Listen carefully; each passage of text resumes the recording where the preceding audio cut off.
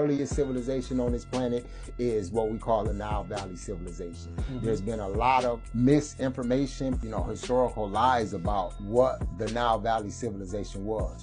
You think Egypt, but it wasn't Egypt. Egypt is literally the last phase of the Nile Valley civilization. Okay. And that's even with it having 5,000 plus year history. Prior to that, when we talk about the Nile Valley civilizations, we're going further south, right? And further south is where we get to what we would say Ta-Nehisian. Nehisian culture is the earliest expression of the Nile Valley civilization. Nehisian, when I say Nehisian, just think Nubian. Right? So when you say Nubian, just think modern day Sudan, Ethiopia, Kenya, like Eastern Africa, but below Egypt, because that happened last. And what happened was that civilization, it followed the trail of the Nile. So the Nile flows up, right? We know it don't flow down. It flows up. It flows south to north.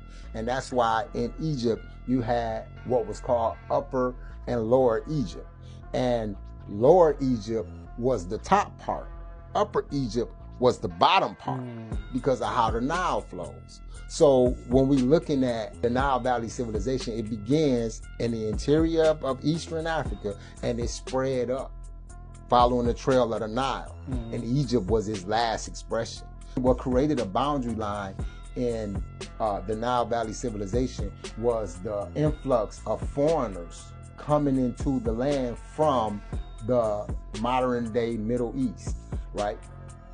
And what they would do is these foreigners will continuously push the native people in the Nile Valley civilization further south.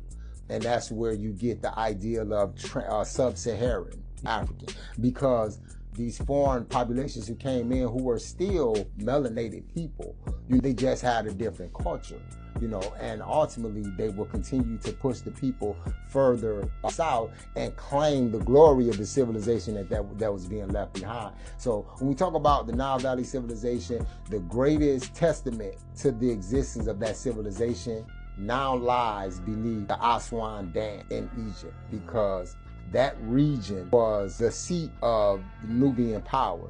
And when they built that dam, what that did was that prevented excavations from being made in the land to find out what type of artifacts or what type of history we can find in this dirt that shows the origins of Egypt.